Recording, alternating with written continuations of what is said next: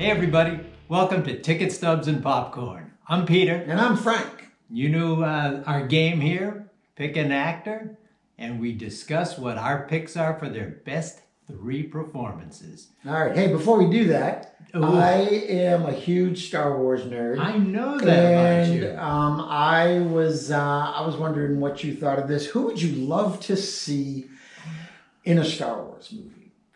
Oh, okay. And if you want to get super nerdy about it, okay, no. as what character? Oh, so you might have to go sort of deep dive for that. But if not, that's cool. Oh, okay. Who would you love to me see in a Star Wars? Gotcha. movie? So all right. So. Okay. Today, who are we talking about today? Because we didn't tell them. I jumped right in. You did. You jumped right in. I wanted to be the one who got the question in. You know how this is. We're always so it's disruptive. It's in the back of my mind, and it ruins. Go ahead. Today's featured performer is Amy Adams. Amy Adams. Oh, we just went right to the top of our alphabetical We list. did. It was easier to go that way. Well, there's no famous aardvark we could have done, so Amy Adams would be the next one. Yeah. So, all right, Amy Adams. Yeah. Most definitely. It's like I'm surprised. Of course, I'm all prepared. I know how this works. So, yeah, Amy Adams. All right, cool. Caroline Aaron could have beaten her out. I just thought of her name. That's good. All right. She's a minor actress. But, yes. You know. Yes, she is, because no one has heard of her. Her mom has been just like, who are you again? No, she's been in some movie. Anyway. All right. Anyway, Amy Adams. Amy Adams. All right. Go ahead. Tell me about Amy Adams. Amy Adams. She's not Isla Fisher. No, she's not. She is a delight. She's definitely made a name for herself. She has a presence that's, cut out. She's got just some great performances. Yes, she does. Wonderful. And I don't know, fairly, well, maybe not a short amount of time, but it's been around for, she's definitely been around for a while. So let me go first. I'm going to go with The Fighter. Okay. I love the movie. I've got some ties with this movie. Name that a little more drop personal. A little name here because it was shot in his hometown. Yeah, no, it was shot in Lowell, Massachusetts, and I am intimately connected with Lowell, Massachusetts. Anyway, so I know someone in that movie too. So who do you know? So there's one character who is I don't want to be indelicate, but all I can say is that when I saw him in this movie, I just went, oh my God, look, it's Thomas, and there's this thing that is being done to him, and that's kind of hilarious. And it was really funny because I didn't know he was there. But you didn't? Oh, yeah. So you were surprised that someone was in the movie. Great actor, Thomas Bacon. Good guy, good friend. So anyway, go ahead. I don't have a lot of name dropping to drop, so I picked The Fighter because the movie is about a fighter, a few different relationships in the life of the fighter. The fighter is Mickey Ward, and I think the real interesting thing is the actual fighter, the actual person, Mickey Ward, is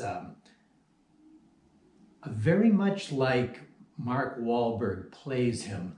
He's easy to sink into the background, but that's how Mickey Ward is.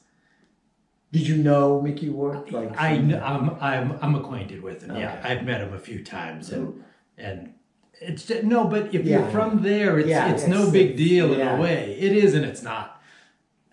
Just a regular guy, but he easily sinks into the background. That's just how he is. So he's got this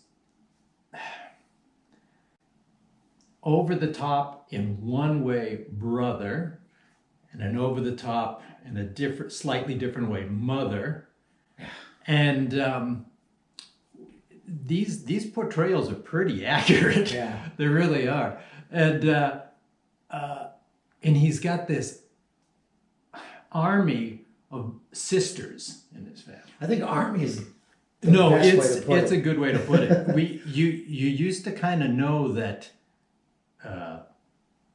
the older brother, Dickie Eklund, they have different last names. They're half brothers, but they were they're raised together at the same house a little bit. So Dickie Eklund was a professional fighter. Mickey Ward is a professional fighter, but they're tough in the ring. They would get into some trouble every once in a while in the hometown, but Like you do. But the funny thing was that you kind of knew that if you were going to get into trouble with anybody, you'd rather get into trouble with Dickie or Mickey and not the sisters, because they were a lot tougher than the two boys were. Terrifying. No, it was just a thing. Yeah. So in the movie, Amy Adams is the girlfriend, the love interest of, she's Charlene, and she's the love interest of Mickey Ward.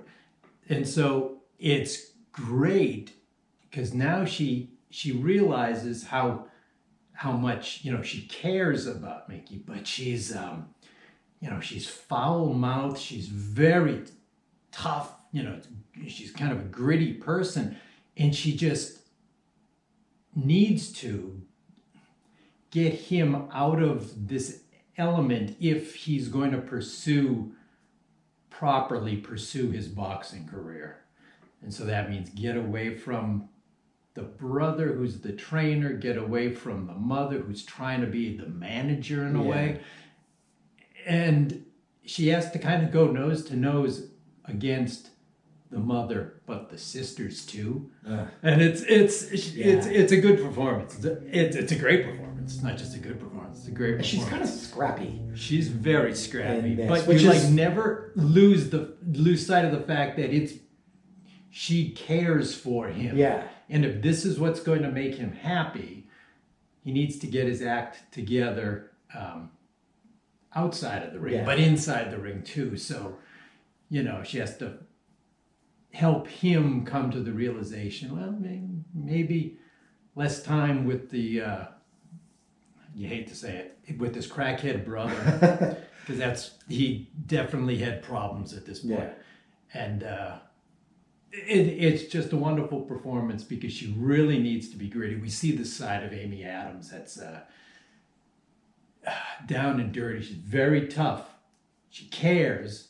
There's certainly love there, but she needs to just make a stand against the lower common denominator aspects of some of his family life, his home life. Yeah, I thought it was a really, I'm not going to say weird role for her, but it was a change. Yes. Because before that, it was, she was kind of light and fluffy. And then she started doing some more less fluffy things. Yeah. So, and definitely in The Fighter. Yeah. Yeah. So I just love that one, and just wonderful. But so we're gonna go from that performance to just another wonderful performance, completely different, Enchanted. I love this performance. Love this movie. I didn't see that one coming. I would not have put this on your list in 100 million years. Really? I love this movie. It's a great one. Yeah, wow. She is, it's a Disney movie. If you haven't seen this or any movie, so just go Disney. see it. Oh my God. Yeah, and it is this, it's adorable. Oh, it's my kids, we watched that 1,000 times with the kids. It's a love letter to past Disney movies, particularly Disney princess movies. Yeah. So, but it's all tongue in cheek too. There's a great little respect and love, but they also see just how silly there's a definite, some of the stuff is. It's like a big wink to the audience. And when it translates and moves from animation, which is probably like the first, 8 to 10 minutes of a movie or something, and it translates into real life New York City. It is such a very fun movie. It's it really is wonderful because she's she's able to keep this charming, optimistic, just bubbly, just beautiful performance. And it's cartoonish, even though it's live action, without being, I don't, you know what I mean? Like, it could go a little too much one way, but it really doesn't, because she's still very, it's funny enough, she's very strong, and even though you may think of her at the beginning, not at the beginning, but in the beginning of the live action stuff, when she ends up in New York, you may think, oh, fish out of water, what's she gonna do? Is she gonna be homeless now? Because all of a sudden she just comes up out of a manhole, But it's like, no, she's just such a fun little movie. She's just so full of life, love, and just bubbly and everything going on. And then there's a great little, other stuff going on, love story stuff that is still moving from the animated world, but now there's stuff in the live action world, and then they cross over again. I liken her sort of fish out of water thing in that movie, and her not really bewilderment, but wonder of it all. Yeah. Similar to what Will Ferrell does in Elf. It's everything is amazing, and this is great and revolving. Like stuff like, he's plays it a little dumber. A little more juvenile. She's sort of naive in a new place. It's I would say that it's funny but not too silly. Exactly. And sometimes the Will Ferrell one in Elf, it gets it goes a little bit. Yeah. It tips the needle a little bit too much. She stays true to her convictions, I guess you'd say. Yeah. All through the thing. And she is a live action Disney princess. Yeah. And it's not like, we took the movie, Sleeping Beauty, and we made it live action. No, they took their own movie with, great little winks and nods and homages to other movies. Yeah. But she's her own thing. Different stuff is going on. And I just love that performance. That is a super surprise coming out. Wow.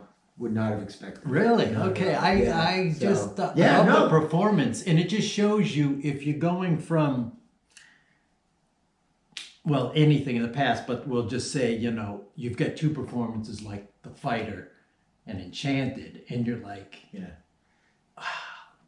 that's wonderful. that the same person is coming out with these performances.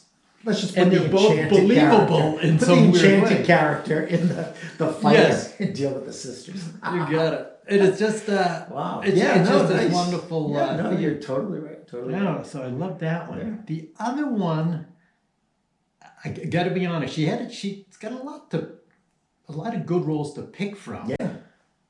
And there's one where the third pick, the movie itself is okay, but I like her performance, because now we got a whole other side, and that's Big Eyes, and that's the Margaret Keane story.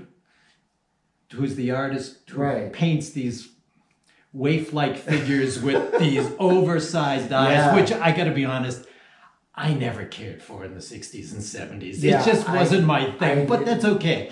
It was very popular.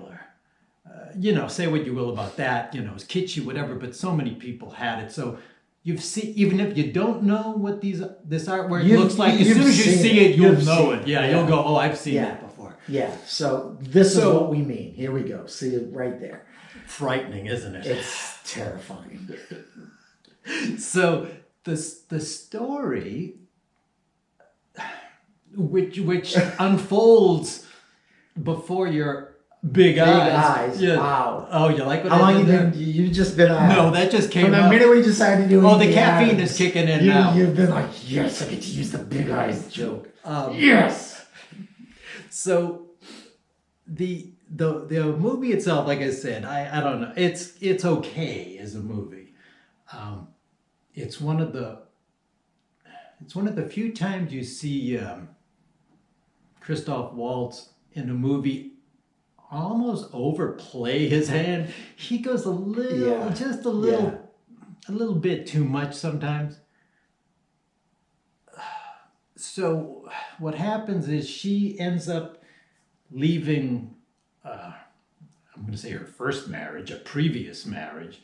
She leaves, she packs up, the car, she takes her child, her daughter with her. They go cross country, they end up in San Francisco. She's going to try to make a whole new life, this sort of thing. Yeah. And then she gets charmed pretty quickly, kind of swept off her feet almost by this Christoph Waltz character, who's an artist. They're both painters, they're both artists.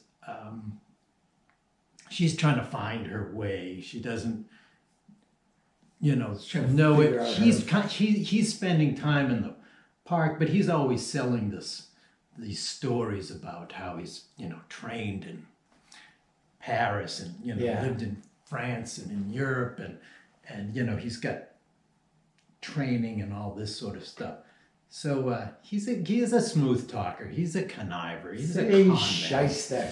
Yeah, he's just a con man, and he's able to romance and wine and dine her. They get married, and before you know it, they're trying to sell their paintings, and it starts off maybe innocent enough. We can give them the benefit of the doubt maybe when somebody asks, is like his painting and her painting, and they're in a bar or a restaurant and they're on the walls, and nobody really asks about his artwork. Somebody asks about her. She may have been like in the restroom or like in another room or something, and so he just takes credit for it. And like I said, maybe it starts off innocent, but then it's like he has to keep up this ruse going, and then it's like he goes to more and more elaborate, plans and plotting and scheming to keep people from knowing that it's his wife is doing that artwork, the artwork that's selling, the artwork that people have interest in. Her character, she sort of gets steamrolled over this. And she almost becomes this prisoner. Yeah. She's like painting all day long because that's what's selling. She paints what she likes, but then it becomes it's a chore work now because it's what he's making her do pretty much. Yeah. And so it's scary, but it doesn't. She doesn't play it. It could be, but it's not. Amy Adams. She's a little, naive and all this stuff, but then she becomes more and more secluded from the real world because he needs to keep this whole myth going. Yeah. That it's him. And so she becomes more and more kind of cloistered away from stuff. And so she has like less of a grasp of real life. Right. I'm not going to say reality, but real life. Yeah, like what's going on in the world. And then, but she's able to keep it without getting, it could get really down if they wanted. It doesn't really get that way. It doesn't go too saccharine because, she's a great actress, so she's able to play it in a certain way too. And the movie's a little frustrating sometimes, but I love her performance because she's able to be just, maybe her own fault in some ways. Yeah. She's able to get, she allows herself to be dominated. She kind of goes along with it for a little bit. Yeah, she's not particularly wrong. Right, and he is a better talker. He is a better slick salesman, and that's what's pushing. Right, she doesn't have that confidence. Yeah, and so I like that performance. Yeah, she's not bad. The movie. Yeah, exactly. It's a wonderful performance. But she's great. She's and then there's a great little courtroom scene at the end. I won't say too much more, but if you haven't seen it, it's probably worth seeing, but just for her performance, to be honest. Yeah, I mean, it's not a great Christoph. No. Matter of fact, yeah, he's good at what he does. In this one, it's almost a little too much. Yeah, I don't know. That's probably fair? Probably.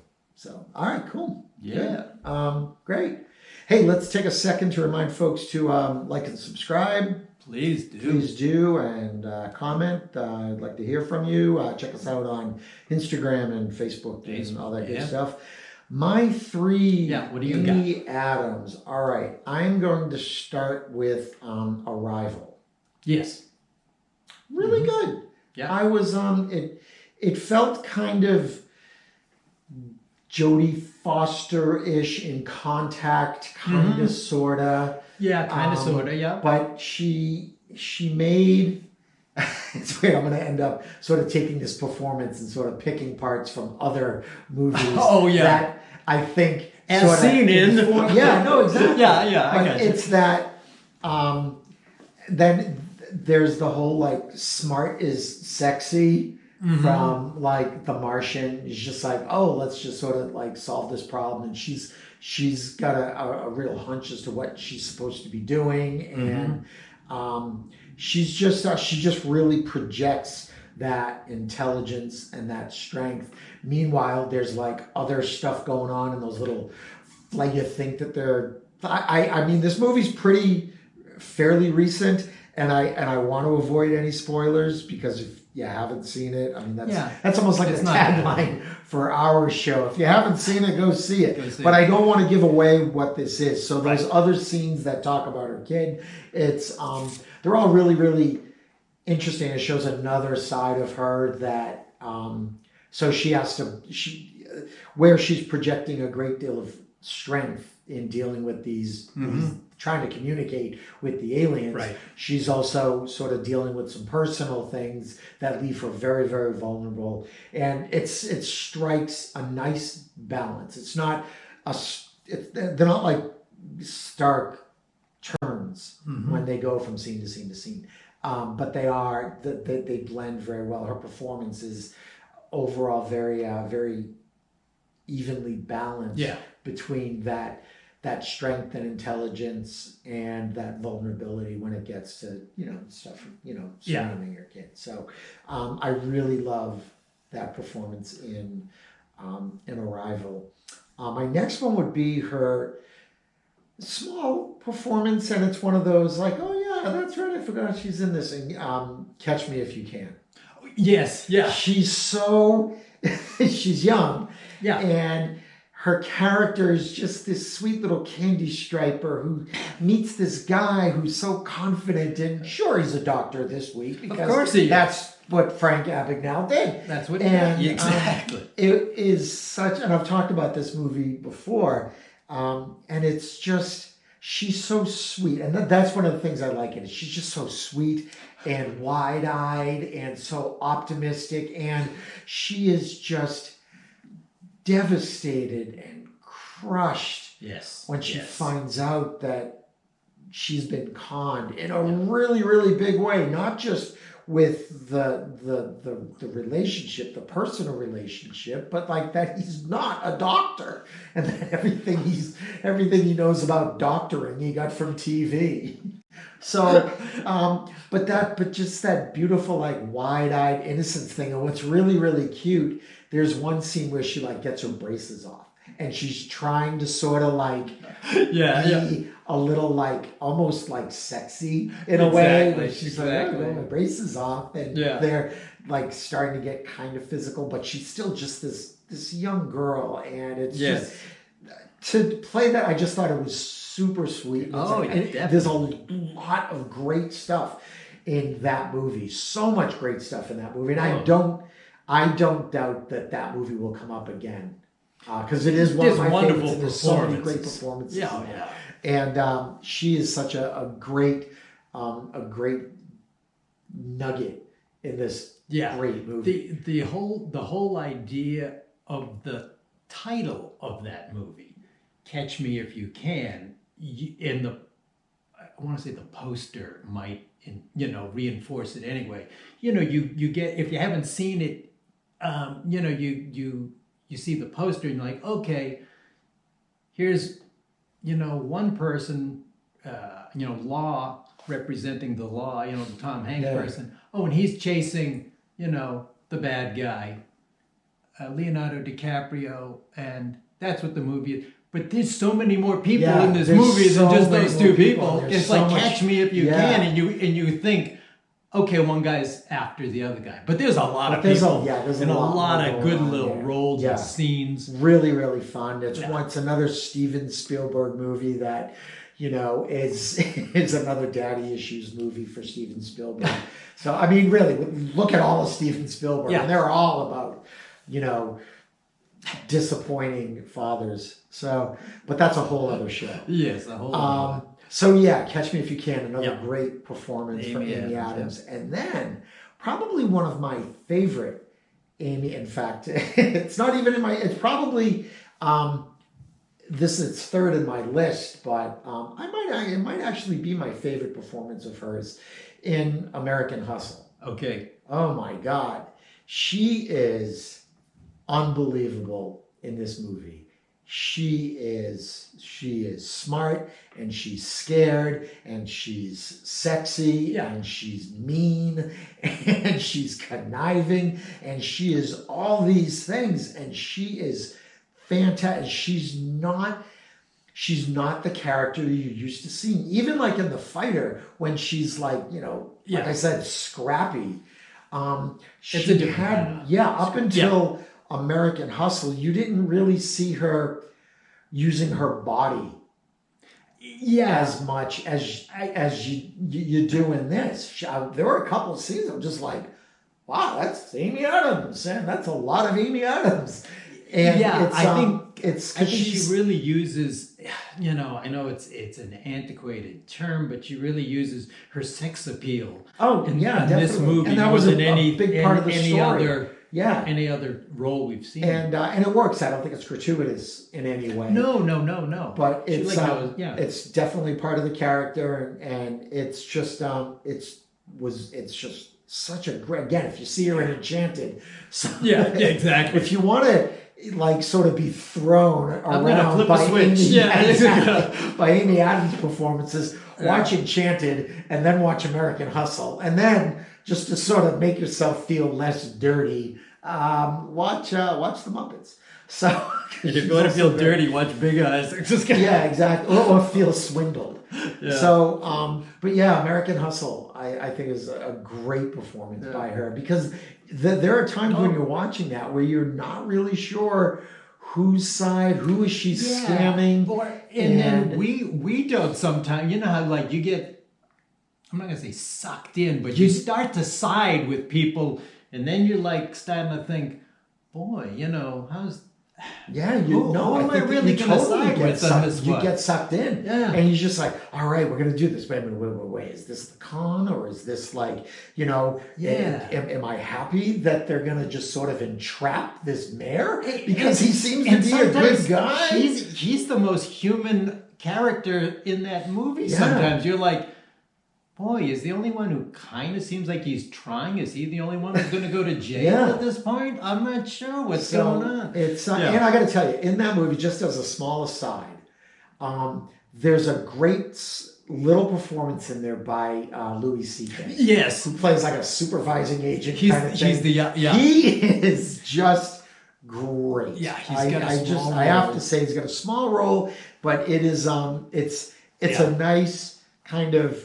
I wouldn't say it's funny, but it lightens some of the scenes. It is really great.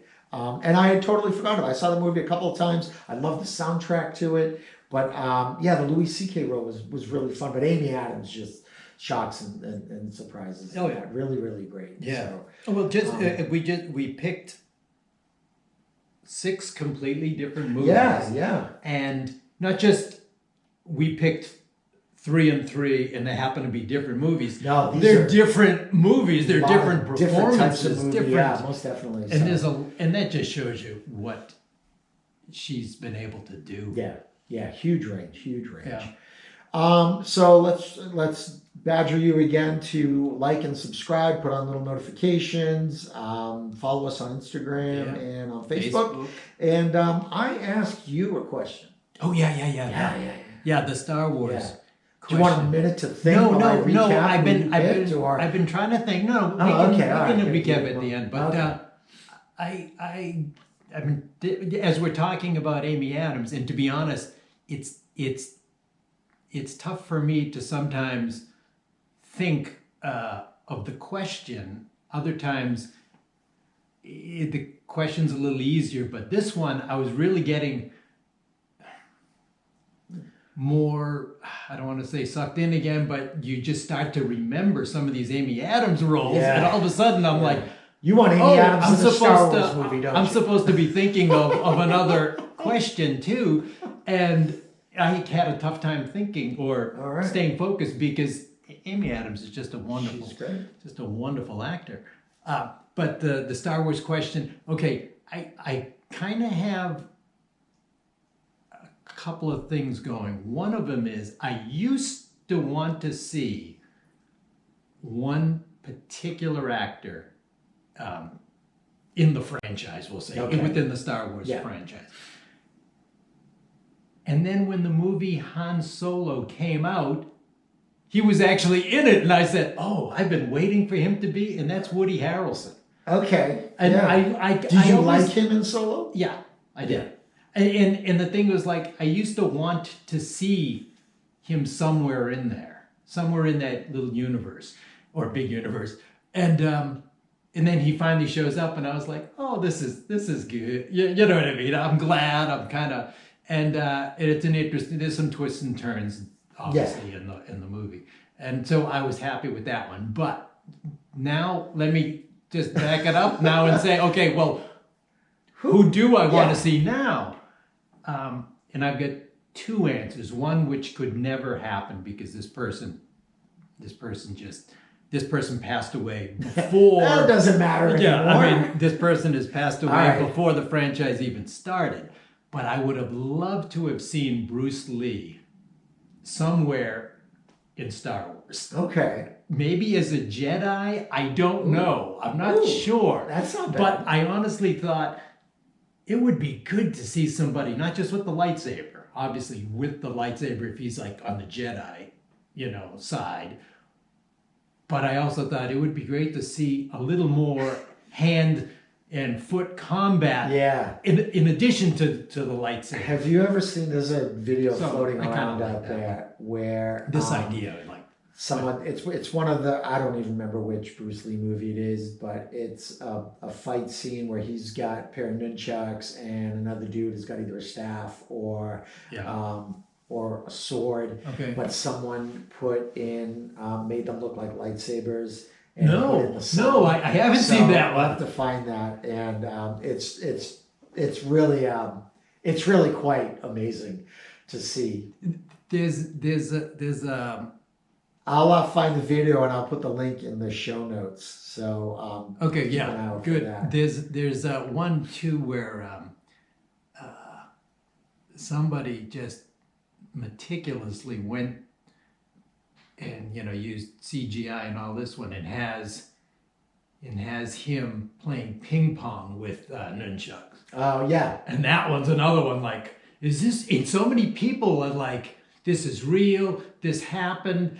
And they're like, no, somebody created this, but it really looks so good. And you say to yourself, seen that video. Is this part of the mythology? You just buy into it automatically. Yes, this is possible. I would totally. You know what I mean? Yeah, exactly. I'm that guy. It's just like Bruce Lee. Most definitely. Exactly. He's walking on water in this scene. Sure Most is. Definitely. That's right. Doing this whole thing on a stack of canned vegetables. Exactly. Sure. Because he can't. Because he's Bruce Lee.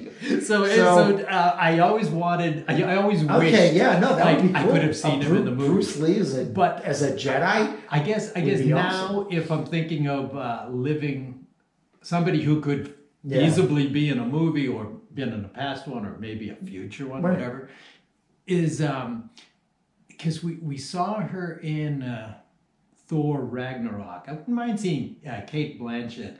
Okay. Do a role. I don't know which role, or because we've seen some other actors kind of crop in late into some of the later movies. Laura Dern is in.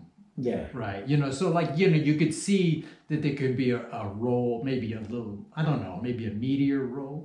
Hard to say. Who knows? Yeah. But all right. So she's one I wouldn't mind seeing at all. Only because we can't see Bruce Lee. We can't see Bruce Lee. Yeah. Now, who would you see? Who would you I'm going to confess that it was a really unfair question because I there's a part of me that can't reciprocate, that I can't give you anyone, because I think that when really, I think that there are sometimes when you see. One of the great things about Star Wars, as it's gone along, has been its sort of elevation of relative unknowns. When it first came out, nobody really knew. Yeah, like Mark Hamill had a little tiny career, and Alec Guinness was huge. The name, right? Yeah, even though his character is it's a small but thing. relatively. Yeah. I mean, there were no huge. No, everybody stars had some movies, but small stuff. And I really like that. So you had Billy D as Lando, right? But I didn't know who Billy D was, and when I'm when I'm a kid and I'm just like, oh, Billy D. Williams, Mahogany, I gotta watch that. Yeah, exactly. And I'm like, is that a Colt 45 ad? I gotta watch it. It's like Mahogany, I gotta watch that. Yeah. And I'm a kid and I'm just like, the hell is this? I don't want to watch this. I don't want to watch this, but Lando's in it. Terrible, but Lando's in it. So anyway, so I kind of like that. So and when you go and you put known entities in a big franchise like that, it's a little distracting. Like you mentioned, Laura Dern. So it's like, oh look, it's Laura Dern. Yeah, right. You start focusing on like, who the person is as opposed to who the character. And then it's like, and it happened. There was an episode of Game of Thrones. Okay. Tour, I think it was the 6th or 7th season. At one point, Arya Stark comes along with to a group of soldiers sitting around a fire, and she sits down and she's chatting with them. And I know you don't know that you didn't watch the show. No, right? I didn't follow. So, and she starts talking to this. I know some basics, but yeah. So she, talking to one of the soldiers is like Ed Sheeran. So I heard he was a big fan. Completely ruined that scene for me, because it's just like you couldn't take yourself out of. And then he goes and he sings a little freaking ditty. It's just like, are you kidding me? Why did you do this? This is dumb, right? And it completely takes you out of it completely. I understand. It was so distracting and it was so awful. And like knowing that Daniel Craig is a stormtrooper in I believe it's episode 7. You find that stuff out. Right. So I think it can sometimes get a little distracting. Yeah. So I would be interested to see if sort of in some of the expanded universe stuff that they did with Star Wars. At one point, Luke Skywalker gets married to Mara Jade. And now I'm not sure what Disney is going to do with that information. There's talk that they may bring Mara Jade into this. So you are a geek. So bad. But I was just like, maybe like a Jessica Chastain would be great in that role. Maybe Amy Adams. So no, I couldn't see Amy Adams in that at all. She's too little. So again, unfair question because I don't have an answer. You didn't have an answer, but you put me on that spot. Completely, yeah. That's what's fun about that. Yeah, exactly. So, I just for me, it sort of throws things off. Woody Harrelson in Solo, I was kind of like I was fine with it. I liked what he did. Yeah.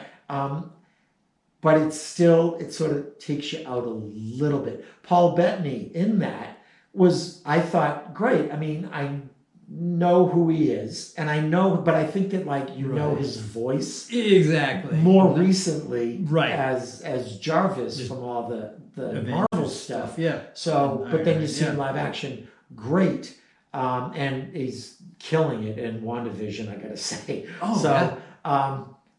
So yeah, it's a very easy question for me to ask, but very difficult. But for me to answer. in the original movie, when I saw the original movie, like I said, I knew I had seen, Harrison Ford before, but he wasn't a big focus star. It was American Graffiti, Guns of Navarone. Yeah, kind of. Yeah, I think. Yeah, so he's in a couple of things. So you'd seen him before, but that Alec Guinness was like the real big name. But you also had seen Peter Cushing before, and so like but you used saw to him them in horror movies. So and also that was like in the late 70s. Yeah. When was the last time Peter Cushing? Yeah, probably like the late 60s. Yeah, maybe. Like 15, 20 years. Yeah, and then before we were well acquainted with James Earl Jones. So when you heard his voice, but that character is so complex. Yeah, but James Earl Jones wasn't a draw to that movie. No, but you still recognized his voice, is what I mean. But there were so many components to play that part. It just added more layers and stuff. But yeah, I never got thrown out of it by saying, oh, there's Alec Guinness, or there's whatever, Peter Cushing and stuff. But I think because we've had so many movies added and made and enriched this universe more and more, we're so invested now. Yeah. So when you do see somebody, and if it does throw you off, like you said, when you saw like Laura Dern, and you go, hey, that's Laura Dern. Yeah. Oh, okay. Okay. You just don't know how to take it sometimes, and you just accept it as somebody else who's in the movie. Yeah. And she only had that's a quick role. That's a short and she didn't really have a chance to develop that role because she was cast away. So so that's that. Let me recap your Amy Adams. Now I gotta shift gears again. Go ahead. Enchanted. Yes. And The Fighter. Yeah. How come I always drop off on the third one? I'm going to take this time not to remember my third one because I know it, but to try to think of your three. So I'll just let you hang. So tick tock. All right. So Enchanted. I'm giving you Big Eyes. Big Eyes. I think we're having a stroke. Yeah. Well, it was happening because I'm still trying to come up with yours. All right. No, so go ahead. You had American Hustle, and I'm going to start doing a tap dancing routine soon. Hang on. You had American Hustle. Yep. And I am... Hang on here. No, you'll catch it if you... Yes, catch me if you can. Thank you. That was the little candy striper girlfriend role. Just a young one. Yeah, that one. You're... And then the sci-fi one. Yeah, You'll Rival. Very good. Yeah. Yes, that's what they were. Amy Adams, great actor. So, yes. Who's next? Pleasure to have her with us, Amy Adams. Who we got now? Who we got? I don't know. Who we got? All right. Oh, yeah. Secret. We'll see. Okay. Cool. Yeah. All right. Great. I like. Yeah. All right. So good for us. Good for us. Hopefully good for you. Yes. Thanks for watching, everybody, and we'll see you next time. Please remember to like and subscribe and all that really good stuff. Yeah, join us on Facebook, Instagram. And Instagram and all that stuff. So we'll see you next time. Take care. Bye-bye.